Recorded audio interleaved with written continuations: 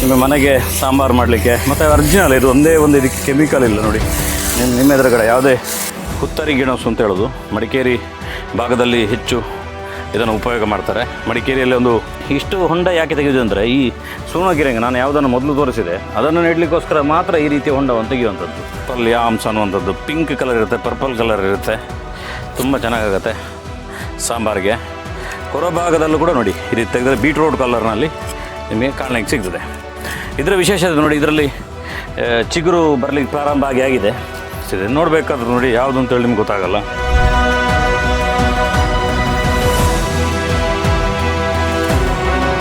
ಪೂರ್ಣ ಸಹಜ ಕೃಷಿ ಯೂಟ್ಯೂಬ್ ಚಾನಲ್ ಎಲ್ಲ ವೀಕ್ಷಕರಿಗೆ ನಮಸ್ಕಾರ. ನಾನು ಶಿವಪ್ರಸಾದ್ ಮಲೆಬೆಟ್ಟು. ಚುನಾವಣೆಯಲ್ಲಿ ಸ್ವಲ್ಪ ಬ್ಯುಸಿ ಇದರಿಂದಾಗಿ ಒಂದಷ್ಟು ವಿಚಾರಗಳನ್ನು ತಿಳಿಸಲಿಕ್ಕೆ ಆಗಲಿಲ್ಲ. ಎಲ್ಲರೂ ಮತದಾನ ಮಾಡಿದ್ದೀರಿ ಅಂದ್ಕೊಂಡಿದ್ದೇನೆ. ನಾನು ಕೂಡ ಮತದಾನವನ್ನು ಮಾಡಿದ್ದೇನೆ. ಮತದಾನ ನಾವೆಲ್ಲರೂ ಕೂಡ ಮಾಡಬೇಕು. ಇವತ್ತು ಒಂದು ಕೃಷಿಯ ಬಗ್ಗೆ ಒಂದು ವಿಶೇಷ ಅಂತ ತರೋದಕ್ಕೋಸ್ಕರ ನಮ್ಮ ಮನೆಯಿಂದಲೇ ಒಂದು ಸ್ಟೋರಿಯನ್ನು ತೋರಿಸ್ತಿದ್ದೇನೆ. ಕಳೆದ ಒಂದು 8-10 ತಿಂಗಳ ಹಿಂದೆ ಒಂದು ಗೆಡ್ಡೆ ಗೆಣಸುಗಳ ಬಗ್ಗೆ ಒಂದು ವಿಡಿಯೋವನ್ನು ಮಾಡಿದ್ದೆ. ಅದನ್ನು ನೆಡೋದು ಹೇಗೆ ಅದನ್ನು ತೋರಿಸಿ ಅಂತ ಹೇಳಿದರು. ಅದು ನೆಡುವಂಥ ಸಮಯ ಇದೇ ಏಪ್ರಿಲ್ ಮತ್ತು ಮೇ ತಿಂಗಳಲ್ಲಿ. ಅದಕ್ಕೋಸ್ಕರ ಈ ತಿಂಗಳಲ್ಲಿ ನಾನು ಇದನ್ನು ವಿಡಿಯೋವನ್ನು ಮಾಡಿ ತೋರಿಸ್ತಿದ್ದೇನೆ. ಕಳೆದ ಸಲ ಆಗಿರುವಂಥ ಆ ಗೆಡ್ಡೆಗಳು ಎಲ್ಲವೂ ನನ್ನ ಹತ್ರ ಇದೆ ನೋಡಿ, ಇಲ್ಲಿ ತೋರಿಸ್ತಿದ್ದೇನೆ. ಒಟ್ಟು 4 ಬಗೆಯ ಗೆಡ್ಡೆಗಳು ನನ್ನ ಹತ್ರ ಇರುವಂಥದ್ದು. ಇದಕ್ಕೆ ಸೂಣ ಕಿರಂಗಿ ಅಂತ ಹೇಳ್ತೇವೆ ನಾವು, ಸೂಣ ಗೆಣಸು ಅಂತ ಹೇಳುವಂಥದ್ದು. ತುಂಬ ದೊಡ್ಡದಾಗಿ ಬೆಳೀತದೆ ನಮ್ಮ ಭಾಗದಲ್ಲೆಲ್ಲವೂ. ಭೂಮಿಯ ಆಳಕ್ಕೆ ಹೋಗ್ತದೆ ಇದು ನೋಡಿ. ಈ ರೀತಿ ಬಿಳಿ ಕಲರಲ್ಲಿರುತ್ತೆ, ಹೊರಗಡೆಯೂ ಕೂಡ ಬಿಳಿ ಇದೆ. ತುಂಬ ದೊಡ್ಡದಾಗುತ್ತೆ, ತುಂಬ ಸಾಂಬಾರಿಗೆ ಚೆನ್ನಾಗಾಗುತ್ತೆ. ಇದಕ್ಕೆ ನಿಮ್ಮ ಕಡೆ ಯಾವ ಹೆಸರು ಹೇಳ್ತಾರೆ ಅಂತೇಳಿ ಗೊತ್ತಿಲ್ಲ ನೋಡಿ. ಇದಕ್ಕೆ ಪರ್ಪಲ್ ಯಾಮ್ಸ್ ಅಂತ ಹೇಳುವಂಥದ್ದು, ಪರ್ಪಲ್ ಯಾಮ್ಸ್ ಅನ್ನುವಂಥದ್ದು ಪಿಂಕ್ ಕಲರ್ ಇರುತ್ತೆ, ಪರ್ಪಲ್ ಕಲರ್ ಇರುತ್ತೆ, ತುಂಬ ಚೆನ್ನಾಗಾಗುತ್ತೆ ಸಾಂಬಾರಿಗೆ. ಹೊರಭಾಗದಲ್ಲೂ ಕೂಡ ನೋಡಿ ಈ ರೀತಿ ತೆಗೆದರೆ ಬೀಟ್ರೋಟ್ ಕಲರ್ನಲ್ಲಿ ನಿಮಗೆ ಕಾಣಲಿಕ್ಕೆ ಸಿಗ್ತದೆ. ಇದರ ವಿಶೇಷತೆ ನೋಡಿ, ಇದರಲ್ಲಿ ಚಿಗುರು ಬರಲಿಕ್ಕೆ ಪ್ರಾರಂಭ ಆಗಿದೆ. ಈ ಗೆಡ್ಡೆಗಳು ಯುಗಾದಿ ಮುಗಿತಿದ್ದಾಗೆ ಪ್ರಕೃತಿಯಲ್ಲಾಗುವಂಥ ಬದಲಾವಣೆ ಇದರ ಗಮನಕ್ಕೆ ಬರುತ್ತದೆ. ಸಿಡಿಲೆಲ್ಲ ಬರ್ತಿದ್ದಾಗೆ ಈ ಗೆಡ್ಡೆ ನೆಡಲಿಕ್ಕೆ ಯೋಗ್ಯ ಅಂತ ಆಗುತ್ತೆ. ಆಗ ಈ ರೀತಿಯ ಚಿಗುರುಗಳು ಬರ್ತದೆ. ಇದು ಚಿಗುರು ಬಂದಾಗ ಇದನ್ನು ನೆಡ್ಬೋದು ಅಂತೇಳಿ ಅರ್ಥ. ಇನ್ನೊಂದು ಸೇಮ್ ಅದೇ ರೀತಿ ಈಗ ತೋರಿಸಿದ ರೀತಿಯದ್ದೇ ಗೆಡ್ಡೆ, ಇದಕ್ಕೆ ನಮ್ಮಲ್ಲಿ ತುಪ್ಪ ಗೆಣಸು ಅಂತ ಹೇಳುವಂಥದ್ದು ನೋಡಿ. ಈ ರೀತಿಯ ಇದು ಪಿಂಕ್ ಕಲರ್ ಇಲ್ಲ, ಬಿಳಿ ಕಲರ್ ಇದೆ. ಹೊರಗಡೆ ಪಿಂಕ್ ಇದೆ ನೋಡಿ, ಹೊರಗಡೆ ಪಿಂಕ್ ಇದೆ. ತುಂಬ ದೊಡ್ಡ ದೊಡ್ಡ ಗಾತ್ರದ ಗೆಡ್ಡೆಗಳು ಇದರಲ್ಲಾಗ್ತದೆ ನೋಡಿ. ಈ ರೀತಿಯ ಗೆಡ್ಡೆಗಳಾಗ್ತದೆ. ಇದು ತುಂಬ ಕಾಸ್ಟ್ಲಿ ಇರುವಂಥದ್ದು ರೇಟ್ ಇದಕ್ಕೆ. ಸಾಂಬಾರಿಗೂ ತುಂಬ ಚೆನ್ನಾಗಿರುತ್ತೆ. ಒಳ್ಳೆ ಆಲೂಗಡ್ಡೆ ರೀತಿಯಲ್ಲಿ ಸಾಂಬಾರಾಗುತ್ತೆ ನೋಡಿ. ಇದರ ಚಿಗುರು ಮತ್ತು ಇದರ ಚಿಗುರು ನಿಮ್ಗೆ ತೋರಿಸ್ತಿದೆ. ನೋಡಬೇಕಾದ್ರೆ ನೋಡಿ ಯಾವುದು ಅಂತೇಳಿ ನಿಮ್ಗೆ ಗೊತ್ತಾಗಲ್ಲ. ಆದರೆ ಹಿಂದ್ಗಡೆ ನೋಡಬೇಕಾದ್ರೆ ಕೆಂಪು ಮತ್ತು ಬಿಳಿ, ಪಿಂಕ್ ಮತ್ತು ಬಿಳಿ ಇದೆರಡು ವ್ಯತ್ಯಾಸ ನಿಮಗೆ ಸ್ಪಷ್ಟವಾಗಿ ಕಾಣ್ತದೆ. ಈ ರೀತಿ ಗೆಡ್ಡೆಗಳನ್ನು ನೆಡಬೇಕಾದ್ರೆ ಇದಕ್ಕೆ ಭಾರಿ ದೊಡ್ಡದಾಗಿರುವಂಥ ಏನೋ ವ್ಯವಸ್ಥೆಗಳಾಗಬೇಕು, ಹೊಲ ಎಲ್ಲ ಉತ್ತೇನ ರೆಡಿ ಮಾಡಬೇಕು ಅನ್ನೋಂಥದ್ದು. ತುಂಬ ಸರಳವಾಗಿ ಎಲ್ಲಿ ಬಿಸಾಡಿದ್ರು ಕಾಡಲ್ಲಾಗುವಂಥ ಗೆಡ್ಡೆಗಳಿದು. ಅದಕ್ಕಾಗಿ ನಾನು ಈ ರೀತಿ ಭೂಮಿಯನ್ನು ಮೊದಲೇದಾಗಿ ಸಿದ್ಧ ಮಾಡ್ತೇವೆ. ಯಾವುದಾದ್ರು ಗಿಡಗಳು ಕಳೆಗಳೆಲ್ಲ ಇದ್ರೆ ಅದನ್ನು ಪೂರ್ತಿಯಾಗಿ ತೆಗೆದು ಆಮೇಲೆ ಪಿಕಾಸಿಯಲ್ಲಿ ಅದನ್ನು ಮಣ್ಣನ್ನು ತೆಗೆದು ಹಾರೆಯಲ್ಲಿ ಒಂದು ದೊಡ್ಡದಾಗಿರುವಂಥ ಒಂದು ಹೊಂಡದ ರೀತಿಯಲ್ಲಿ ಮಾಡ್ತೇವೆ ನೋಡಿ. ಈ ರೀತಿಯಲ್ಲಿ ಒಂದು ಹೊಂಡವನ್ನು ಸಿದ್ಧ ಮಾಡಿದ್ದೇನೆ. ಈ ಹೊಂಡದಲ್ಲಿ ಇಷ್ಟು ಹೊಂಡ ಯಾಕೆ ತೆಗೆದು ಅಂದರೆ ಈ ಸೂರ್ಣಗಿರಂಗ ನಾನು ಯಾವುದನ್ನು ಮೊದಲು ತೋರಿಸಿದೆ ಅದನ್ನು ನೆಡಲಿಕ್ಕೋಸ್ಕರ ಮಾತ್ರ ಈ ರೀತಿಯ ಹೊಂಡವನ್ನು ತೆಗೆಯುವಂಥದ್ದು. ಬೇರೆ ಯಾವುದಕ್ಕೆ ಈ ರೀತಿಯ ಹೊಂಡ ತೆಗಿಬೇಕು ಅಂತಿಲ್ಲ. ಇದು ಪ್ರಮುಖವಾಗಿ ಈ ರೀತಿ ಇಲ್ಲಿ ನೆಟ್ಟರೆ ಇದು ಸಣ್ಣದಾಗಿ ಇದು ಈ ರೀತಿ ಪೂರ್ತಿ ಭೂಮಿ ಆಳಕ್ಕೆ ಹೋಗ್ತದೆ. ಅದಕ್ಕಾಗಿ ಭೂಮಿಯನ್ನು ನಾವು ಬ್ಲಾಕ್ ಮಾಡಬೇಕಾಗ್ತದೆ. ಅದಕ್ಕೆ ನಾನು ಯಾವುದಾದ್ರೂ ಹಳೆಯ ಶೀಟ್ಗಳು, ಕಲ್ಲು ನೋಡಿ, ಈ ರೀತಿ ಯಾವುದಾದ್ರೂ ಗಿಡ ಇದ್ದರೆ ಈ ಗಿಡದ ಪಕ್ಕದಲ್ಲಿ ಹಾಕಿದರೆ ಆ ಬಳ್ಳಿ ಹಬ್ಬಲಿಕ್ಕೆ ಒಂದು ಸಹಾಯ ಆಗ್ತದೆ, ಗಿಡದ ಮೇಲೆ ಹೋಗುತ್ತೆ. ಮತ್ತು ಈ ತೆಂಗಿನ ಮರದ ಬುಡದಲ್ಲಿ ಇದು ವೇಸ್ಟ್ ಜಾಗ, ಇದಕ್ಕೇನಾದರೂ ನಾವು ಗೊಬ್ಬರಗಳನ್ನು ಹಾಕಿದರೆ ಅದು ಉಳಿದ್ರೆ ತೆಂಗಿನ ಬುಡಕ್ಕೆ ಉಪಯೋಗ ಆಗ್ತದೆ. ಆ ಶೀಟ್ಗಳನ್ನು ಮತ್ತು ಮರದ ಪೀಸನ್ನು ಇದರ ಅಡಿಯಲ್ಲಿ ಹಾಕಿದ್ದೇನೆ, ಯಾಕೆಂದರೆ ಇದರ ಅಡಿಗೆ ಮದ್ದು ಬೆಳಿಬಾರ್ದು ಅಂತೇಳಿ. ಇದರ ಮೇಲೆ ಇದು ಗೆಡ್ಡೆಯನ್ನು ಕತ್ತರಿಸುವಂಥದ್ದು.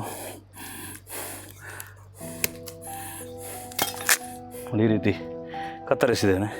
ಈ ರೀತಿ ಒಂದು ಪೀಸನ್ನು ಇಲ್ಲಿ ಅಡ್ಡ ಹಾಕಿ ಇಡುವಂಥದ್ದು. ಅದೇ ರೀತಿಯಲ್ಲಿ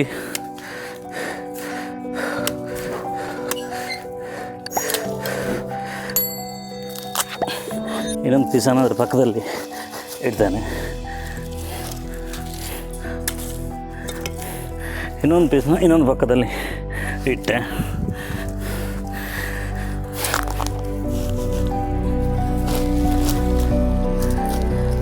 ನಾಲ್ಕು ಪೀಸ್ ಇಲ್ಲಿ ಇಟ್ಟಾಗಿದೆ. ಅದರ ಮೇಲೆ ಸ್ವಲ್ಪ ಮಣ್ಣನ್ನು ಹಾಕಬೇಕು, ಅದು ಕಾಣದ ರೀತಿಯಲ್ಲಿ.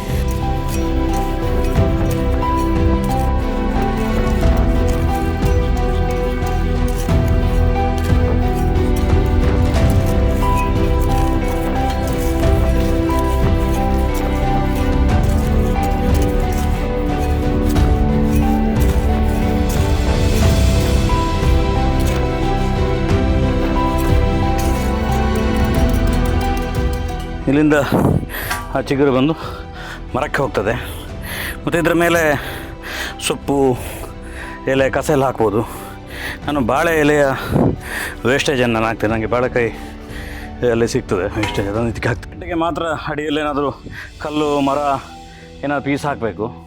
ಈ ಯಾವುದೇ ಗೆಡ್ಡೆಗಳಿಗೆ ಹಾಕಬೇಕು ಅಂತಲ್ಲ, ಇದು ಭೂಮಿಯ ಹತ್ತಿರದಿಂದ ಹೋಗುವಂಥ, ಹೆಚ್ಚು ಭೂಮಿಯ ಒಳಗಡೆ ಹೋಗೋದಿಲ್ಲ ನೋಡಿ. ಈ ರೀತಿಯ ಒಂದು ಗೆಡ್ಡೆಯನ್ನು ಮಾಡಿ ಇಲ್ಲಿ ಇಡುವಂಥದ್ದು. ಆಮೇಲೆ ಇಲ್ಲೊಂದು ಪೀಸ್ ಮಾಡಿದೆ, ಇನ್ನೊಂದು ಇಲ್ಲಿ ಮಧ್ಯದಲ್ಲಿ ಇಡ್ತೇನೆ. ಇನ್ನೊಂದು ಆಲ್ರೆಡಿ ಇದು ಚಿಗುರಿದೆ, ಇದನ್ನು ಇಲ್ಲಿ ಇಡ್ತಿದ್ದೇನೆ. ಇಷ್ಟನ್ನು ಹಾಕಿ ಇದರ ಮೇಲೆ ಮಣ್ಣನ್ನು ಹಾಕಿದರೆ ಆಯಿತು.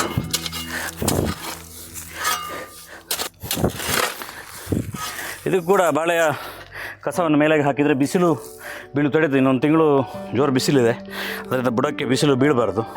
ಅದಕ್ಕೋಸ್ಕರ ರೀತಿ ಕಸಗಳನ್ನೆಲ್ಲವನ್ನು ಹಾಕ್ತೇನೆ ನೋಡಿ. ಈ ರೀತಿ ಇದಕ್ಕೆ ಮೇಲೆ ಬಾಳೆದು ಕಸ ಹಾಕಬೇಕು. ಇದಕ್ಕೆ ನೋಡಿ ಆದಿತ್ಯ ತಂದು ಕೊಡ್ತಾಯಿದ್ದಾನೆ ನನಗೆ ಬಾಳೆ ಕಸ. ಇದು ಹಾಕಿದರೆ ಇದು ಎರಡು ಲಾಭ. ಒಂದು, ಇದರ ಮೇಲೆ ಮಳೆಯ ನೀರು ನೇರವಾಗಿ ಇದಕ್ಕೆ ಬುಡಕ್ಕೆ ಬೀಳುವುದಿಲ್ಲ ಮತ್ತು ಬಿಸಿಲಿನಿಂದ ಅವಾಯ್ಡ್ ಆಗ್ತದೆ. ಮತ್ತು ಇದರ ಮೇಲೆ ನಾವು ನೀರನ್ನು ಸ್ಪ್ರೇ ಮಾಡಬೇಕು. ಅದಕ್ಕೆ ಆರಾಧ್ಯ ಪಂಪ್ ಆನ್ ಮಾಡು ನೋಡಿ. ಈ ರೀತಿ ನೀರನ್ನು ಪೂರ್ತಿ ಹಾಕಿದರೆ, ಇದು ಒಂದು ಸಲ ಹಾಕಿದರೆ ಸಾಕು, ಇದಕ್ಕೆ ಪದೇ ಪದೇ ಹಾಕಬೇಕಾಗಿಲ್ಲ. ಒಂದು ಸಲ ಗೆಡ್ಡೆ ಪೂರ್ತಿ ಇದರಲ್ಲಿ ತೊಯ್ದರೆ, ಚಂಡಿ ಆದರೆ ಆಮೇಲೆ ಇದು ತನ್ನಷ್ಟಕ್ಕೆ ಬರಲಿಕ್ಕೆ ಶುರು ಆಗುತ್ತೆ. ಪುನಃ ಹೆಚ್ಚೆಚ್ಚು ನೀರು ಹಾಕಬೇಕು ಅಂತಿಲ್ಲ ಇದಕ್ಕೆ. ಒಂದು ಸಲ ಗೆಡ್ಡೆಗೆ ನೀರು ಹಿಡಿಬೇಕು, ಗೆಡ್ಡೆ ನೆಟ್ಟ ಮೇಲೆ ಮಣ್ಣಿಗೆ ಬೇರು ಕೊಡಲಿಕ್ಕೆ. ಅದಾದಮೇಲೆ ಈ ರೀತಿ ಕಂಟಿನ್ಯೂ ಆಗಿ ನಮಗೆ ಅಡಿಯಲ್ಲಿರುವ ಗೆಡ್ಡೆಗಳು ಬೆಳೀಲಿ ಪ್ರಾರಂಭ ಆಗ್ತದೆ. ಮತ್ತು ಈ ಗಿಡಕ್ಕೆ ಹೋಗ್ತದೆ, ಇದು ತೋರಿಸಿ, ಈ ಗಿಡಕ್ಕೆ ಹೋಗ್ತದೆ. ಇದು ಕರಿಬೇವಿನ ಗಿಡ, ಇದಕ್ಕೆ ಪೂರ್ತಿಯಾಗಿ ಇದೆಲ್ಲ ಹಬ್ತದೆ. ಈ ರೀತಿ ನಮ್ಮ ಮನೆಯ ಪಕ್ಕದಲ್ಲಿ ಈ 4 ವೆರೈಟಿಯ ಗೆಡ್ಡೆಗಳು ಒಂದು 2 ಪೀಸ್ ನೆಟ್ಟರೆ ಈ ವರ್ಷಕ್ಕೆ ಬೇಕಾಗುವಷ್ಟು ಗೆಡ್ಡೆಗಳು ನಿಮ್ಮ ಮನೆಗೆ ಸಾಂಬಾರು ಮಾಡಲಿಕ್ಕೆ. ಮತ್ತು ಒರಿಜಿನಲ್, ಇದು ಒಂದೇ ಒಂದು, ಇದಕ್ಕೆ ಕೆಮಿಕಲ್ ಇಲ್ಲ ನೋಡಿ. ನಿಮ್ಮ ಎದುರುಗಡೆ ಯಾವುದೇ ಗೊಬ್ಬರಗಳನ್ನು ಹಾಕಲಿಲ್ಲ. ಕೊಳೆತ ಮಣ್ಣು, ಯಾವುದಾದ್ರೂ ಬಚ್ಚಲು ನೀರು ಹೋಗುವಂಥ ಮಣ್ಣು ಅಥವಾ ಇನ್ಯಾವುದು ಸುಡು ಮಣ್ಣು, ಹಟ್ಟಿ ಗೊಬ್ಬರ ಹಾಕಿರುವಂಥ ಮಣ್ಣು, ಈ ರೀತಿ ಮಣ್ಣುಗಳಲ್ಲಿ ಇದು ಸೂಪರಾಗಿ ಬೆಳೀತದೆ. ಸುಣ್ಣಗೆಣಸು, ಪರ್ಪಲ್ ಯಾಮ್ಸು ಮತ್ತು ಹುತ್ತರಗೆಣಸು ಮತ್ತು ತುಪ್ಪಗೆಣಸು ಇದನ್ನು ನೆಡುವಂಥದ್ದು ನಿಮಗೆ ತೋರಿಸಿದ್ದೇನೆ. ನಿಮ್ಮ ಊರಲ್ಲಿ ಯಾವುದೋ ಒಂದು ಸಣ್ಣ ಗೆಡ್ಡೆ ಸಿಕ್ಕಿದ್ರು ಅದನ್ನು 4 ಪೀಸ್ ಮಾಡಿ, ಅಥವಾ ದೊಡ್ಡದಿದ್ದರೆ 5-6 ಪೀಸ್ಗಳನ್ನು ಮಾಡಿ ಮನೆಯ ಪಕ್ಕ ಹಾಕಿಬಿಡಿ. ಎಲ್ಲಾದರೂ ಒಂದು ಜಾಗದಲ್ಲಿ ನಿಮಗೆ ಮನೆಗೆ ಉಪಯೋಗಿಸುವಂಥ 100% ಸಾವಯವ ಗೆಡ್ಡೆಗೆಣಸು ನಮ್ಮ ಮನೆಯಲ್ಲಿ ಸಿದ್ಧ ಆಗ್ತದೆ. ಗೆಡ್ಡೆಗೆಣಸು ಅಂತ ಹೇಳಿದಾಗ ನಾವು ಕೆಮಿಕಲ್ ಹಾಕಿ ಬೆಳೆಸುವಂಥ ಬೀಟ್ರೋಟು, ಮೂಲಂಗಿ, ಆಲೂಗಡ್ಡೆ ಅದನ್ನೇ ತೊಗೋಬೇಕು ಅಂತಿಲ್ಲ. ಇದು ಕೂಡ ಗೆಡ್ಡೆಗೆಣಸು. 1-2 ಸಲ ನಮಗೆ ಚೆನ್ನಾಗಾಗಲ್ಲ ಇದು ಸಾಂಬಾರು ಮಾಡಬೇಕಾದ್ರೆ. ಇದನ್ನು ಕಂಟಿನ್ಯೂ ಆಗಿ ಒಂದು ತಿಂಗಳಲ್ಲಿ 4-5 ದಿನ ನೀವು ಸಾಂಬಾರು ಮಾಡಲಿಕ್ಕೆ ಶುರು ಮಾಡಿದರೆ ಇದು ನಮ್ಮ ನಾಲಿಗೆಗೆ ರುಚಿ ಹಿಡಿತದೆ. ಒಂದು ಸೂಪರಾಗಿರ್ತದೆ ಮತ್ತು ಆರೋಗ್ಯಕ್ಕೆ ತುಂಬ ಒಳ್ಳೆಯದು. ಈ ರೀತಿಯ ಗೆಡ್ಡೆಗೆಣಸುಗಳು ಒಳ್ಳೆ ಮಿನರಲ್, ಫೈಬರ್ ಅಂಶ, ಮೂಲವ್ಯಾಧಿಗೆ ಸಂಬಂಧಪಟ್ಟ ರೋಗಗಳಿಗೆ ಇದೆಲ್ಲವೂ ಕೂಡ ಉಪಯೋಗ ಆಗ್ತದೆ. ಆ ಕಾರಣಕ್ಕೋಸ್ಕರ ನಾನು ಈ ಮಾಹಿತಿಯನ್ನು ನಿಮಗೆಲ್ಲರಿಗೂ ಕೊಟ್ಟಿದ್ದೀನಿ. ಈ ರೀತಿಯ ವಿಶೇಷ ಮಾಹಿತಿಗಳೆಲ್ಲವೂ ಬರ್ತದೆ. ಈ ವಿಡಿಯೋ ಕಂಡ ತಕ್ಷಣ ನಿಮ್ಮ ರೈತ ಸ್ನೇಹಿತರಿಗೆಲ್ಲರಿಗೂ ಕೂಡ ಶೇರ್ ಮಾಡಿ, ಅದೇ ರೀತಿ ಸಬ್ಸ್ಕ್ರೈಬ್ ಮಾಡೋದನ್ನು ಮರಿಬೇಡಿ. ಸಂಪೂರ್ಣ ಸಹಜ ಕೃಷಿ ಯೂಟ್ಯೂಬ್ ಚಾನಲ್ ಎಲ್ಲ ವೀಕ್ಷಕರಿಗೂ ಮತ್ತೊಂದು ಬಾರಿ ಧನ್ಯವಾದಗಳು.